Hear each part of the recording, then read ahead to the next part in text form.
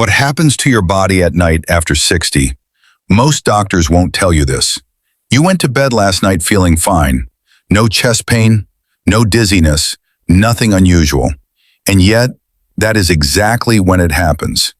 If you are 60 or older, the next few minutes could be the most important health conversation you've ever had. Stay with me. I want you to think about someone you love. A husband, a wife, a sibling, maybe yourself. Someone who went to sleep one night and never woke up the way they used to. Heart attack, stroke. In the middle of the night, no warning, no second chance. That story is not rare. It is happening in homes just like yours, tonight, across the world. And the heartbreaking part? Most of it is preventable. Not with expensive medications, not with surgery, with knowledge, and a few simple changes you can make before you close your eyes tonight.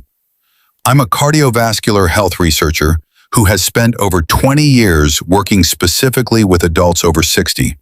And what I've learned is this: after 60, sleep is not automatically safe, but it absolutely can be. Let me show you exactly what threatens your heart and brain while you sleep, and how to stop it. Habit 1, late eating. Let's start with something you probably did last week and thought nothing of. Eating dinner late. Maybe it was 8 o'clock, maybe 9. A warm meal, a little TV, then bed. Here's what was happening inside your body while you slept. After 60, your metabolism has slowed significantly. When you eat a heavy meal late at night, your heart doesn't get to rest.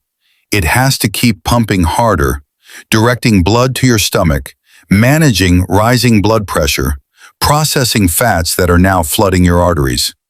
A study following over 100,000 adults found that people who regularly ate late had dramatically higher rates of nighttime heart attacks and strokes. And there's something else almost nobody talks about. A full stomach presses on the vagus nerve, a nerve that runs directly from your gut to your heart.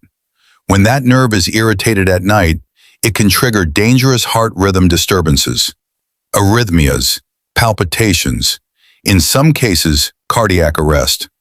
One patient I worked with, a 72-year-old retired teacher, had eaten a large dinner every night for 30 years.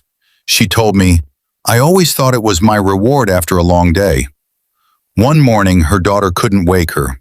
She survived, barely.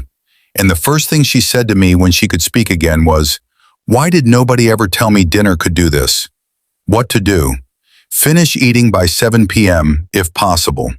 If life doesn't allow that, at minimum, keep the last meal light. A small portion, nothing fried, nothing heavy in salt or fat. Your heart worked hard today. Let it rest tonight. Habit 2, dehydration at bedtime. Now I want to ask you something personal. How much water did you drink today? After 60, your body's thirst signal weakens. You can be dangerously dehydrated and feel nothing. And many older adults deliberately avoid water at night, which I understand completely, because the bathroom trips are exhausting, even painful. But here is what happens when you go to bed dehydrated. Your blood thickens. Thick blood moves slowly. Slow blood forms clots. And at night, your heart rate drops naturally. Your blood pressure falls. When you combine thick blood with a slower cardiovascular system, you create exactly the conditions that cause clots to travel to the brain and cause ischemic strokes while you sleep. A study published in the Journal of Cardiovascular Disease found that even mild dehydration raised the risk of nighttime cardiovascular events by over 60%. I remember a 74-year-old gentleman, proud, independent, sharp as a tack, who told me he never drank water after 6 p.m. "Keeps me from waking up at 3 a.m., he said. He came to me after a stroke that left his left hand trembling.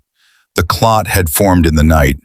He cried in my office, not from pain, from regret.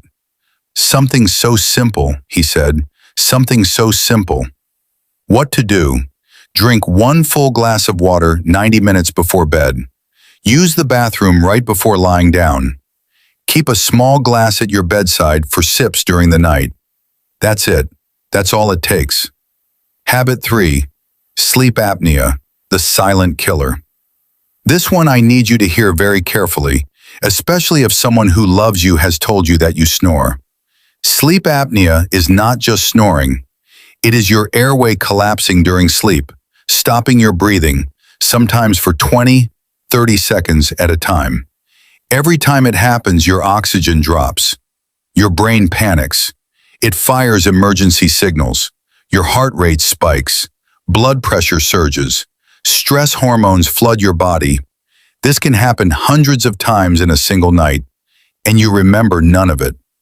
Studies from major cardiac centers show that untreated sleep apnea triples the risk of nighttime heart attacks and quadruples the risk of strokes, quadruples, in adults over 60.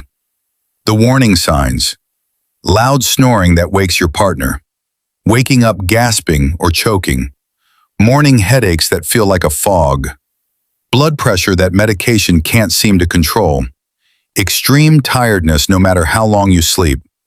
If you recognize even 2 of those, please, this week, talk to your doctor.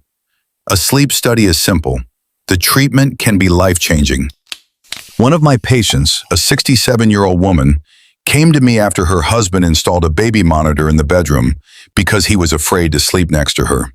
She stops breathing, he told me, voice shaking. I count. Sometimes it's 40 seconds. She was diagnosed that same month. Started treatment. 3 months later, she told me, I feel like I got my life back.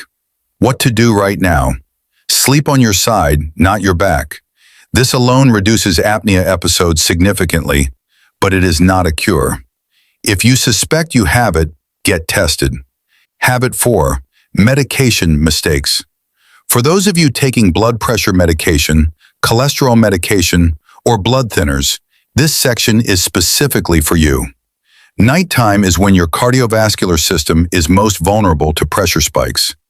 A condition called nocturnal hypertension, where blood pressure rises during sleep instead of falling, is extremely common after 60, and most people have no idea they have it.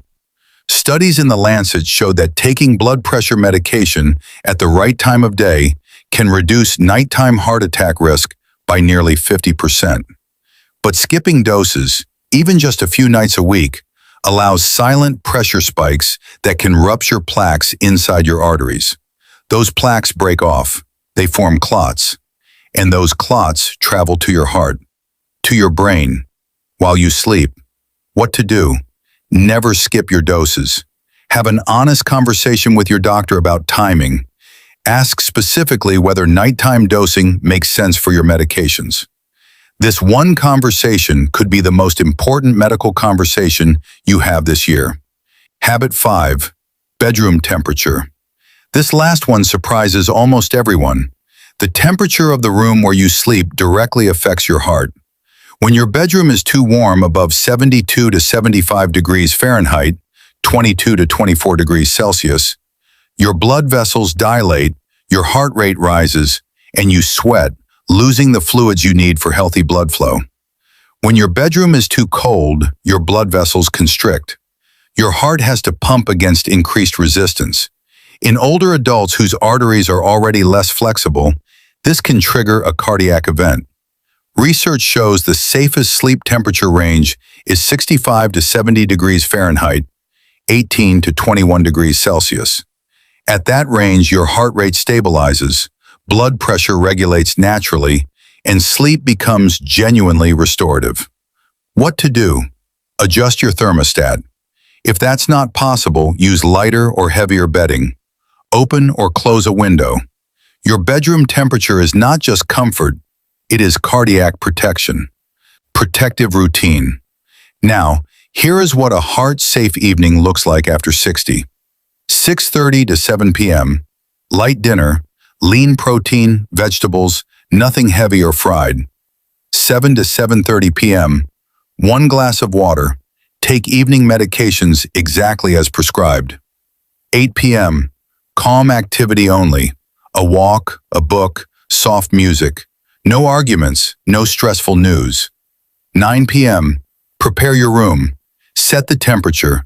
Place water on your nightstand. Dim the lights. 9:30 p.m. Bathroom. Empty your bladder completely. 10 p.m. Lie down on your side. Let your body begin to rest. If you wake during the night, sit up slowly before standing. Take a small sip of water. Move gently. This routine, practiced consistently, can reduce nighttime cardiovascular risk by more than 40%. Not a drug, not a surgery, a routine. You have lived more than 6 decades. You have worked. You have loved. You have built something. Your heart has beaten over 2 billion times for you without ever asking for a break. All it asks tonight is that you give it the conditions to rest safely. The habits I've shown you are not difficult. They are not expensive. They just require that someone cared enough to tell you the truth and that you cared enough to listen. Don't wait for a warning sign. Don't wait for a scare. Don't wait for a morning that doesn't come. Start tonight. Before you go, I need you to do something for me. In the comments right now, tell me, which one of these 5 habits are you changing tonight? Write it down. Make it real. Because when you say it out loud, you're more likely to actually do it. And your comment might be the reason someone else reading this decides to act too. If this video helped you, hit like.